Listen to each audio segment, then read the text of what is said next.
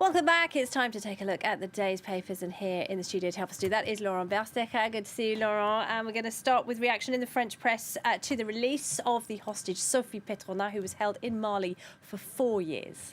Well, that's right. It's been making headlines around French newspaper, starting with Le Monde, which calls it a symbolic victory for Mali's fledgling transitional government.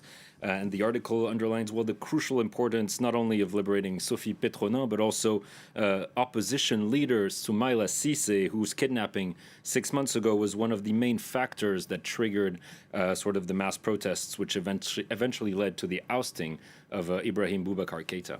And has there been any reaction in the African media to Cissé's release? Well, according to Jeune Afrique, a French-speaking African paper, Soumaïla Cissé was probably the most high-profile hostage ever held by a jihadist group in the region, which means his release was very difficult to negotiate, especially since the IBK government didn't necessarily have the motivation to release its main political opponent.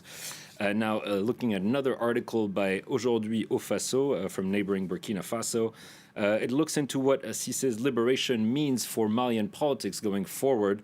And the author argues that Cissé is now finding a nation that's in an identity crisis as he's released from captivity following this recent coup, and he can now be poised to take advantage of this, presenting himself as the man to unite the country, to unite Mali.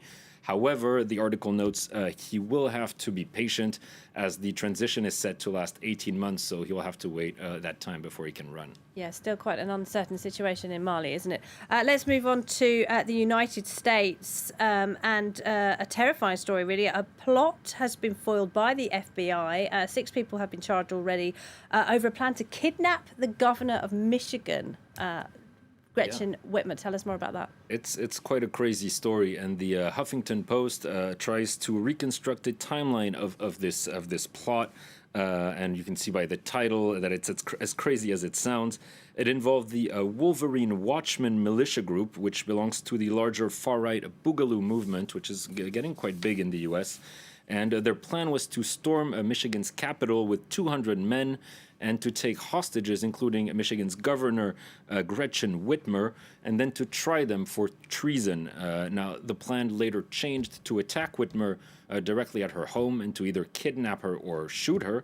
And the article tells us that, well, Whitmer, the governor in question, she'd been repeatedly criticized on social media, including by Donald Trump, for her strict sanitary restrictions that she imposed in Michigan. The FBI thankfully learned of this plan through social media earlier this year and convinced one of the members to turn informant as he was concerned about, and I quote, plans to target and kill police officers. All right, well, let's end with a much lighter story, shall we? Lots of people have been stuck at home for many months, of course, because of the coronavirus pandemic. What better time to try out new recipes in the kitchen? That's right, and the Guardian asked its readers to send them their weirdest meals during the pandemic, and as you can see, they received a fascinating variety of response. People ranging from putting on a stone to other having their kids smell of oregano constantly. Now, my personal favorites include this super noodle special, which we can see here. A bowl of noodles with potato smiles and veggie sausage, carefully arranged, and I quote, to look like a sacrificial ritual. We also have the vine leaves dipped into strawberry jam, which almost reminds their creator of Swedish meatballs for some reason. What a horrible thing to do to vine leaves. And finally, the so-called sad pasta, which is a pathetic yet comforting mix of pasta and homemade burger sauce. Bon appétit.